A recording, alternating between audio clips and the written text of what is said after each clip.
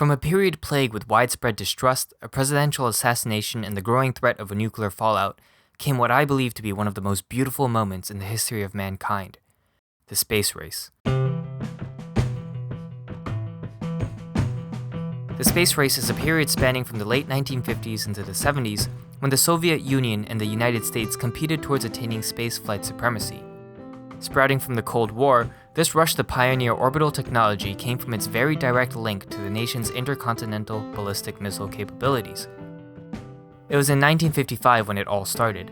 The US had announced its intentions to launch a satellite into space, and was met with the Soviet Union stating that they too would do so in the near future.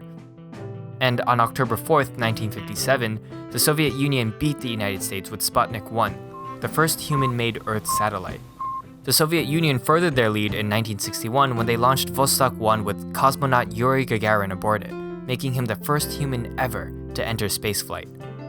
With the United States pioneering their own spaceflight technologies, this back and forth between the two superpowers continued until President Kennedy turned the world's attention towards the moon. We choose to go to the moon.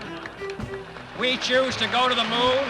And on July 20th, 1969, US astronaut Neil Armstrong became the first man to set foot on the surface of the moon.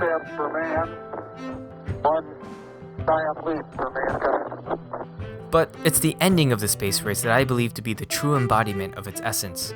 On July 15th, 1975, both the United States and the Soviet Union launched separate spacecrafts from halfway across the world, and on July 17th, the two crafts met and docked together, sharing a handshake between the Soviet and US commanders 140 miles above the surface of the Earth in the formerly unreachable expanse of space.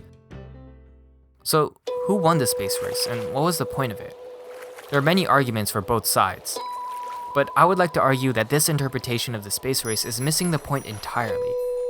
Although it might have started as a competition, about beating the other side, about gaining military strength, in the end, it was about so much more. Our determination to reach the stars was revealed to be innate within all of us. Our drive to always aim for better.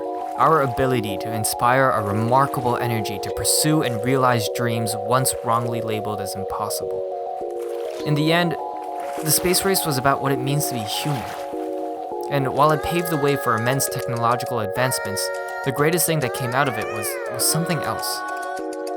Photo of Earth rising over the lunar landscape. Earthrise over the moon.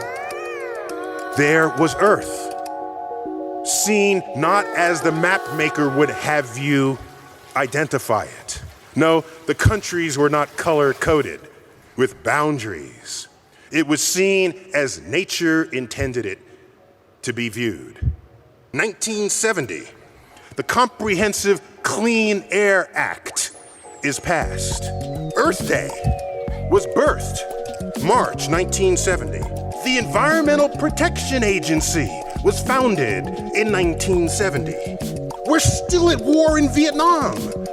There's still campus unrest. Yet we found the time to start thinking about Earth. That is space operating on our culture, and you cannot even put a price on that. That is a nation, that is a world reacting to a new perspective on what it is to be alive on this planet that we all share. We went to the moon and we discovered Earth. I claim we discovered Earth for the first time. It's often said that the space race is a result of the Cold War and was only possible because of the conflict. However, I would like to press that this is not the rhetoric that the space race has to offer, but rather that it proves, all too literally, that the sky is not the limit for humanity. The space race should not be looked back on as proof that humanity is bound to war, but instead seen as a peak, a glimmer of the potential that is left dormant in all of us, together. A potential that can so easily be accessed with a single determination and choice. We choose to go to the moon in this decade and do the other thing, not because they are easy, but because they are hard.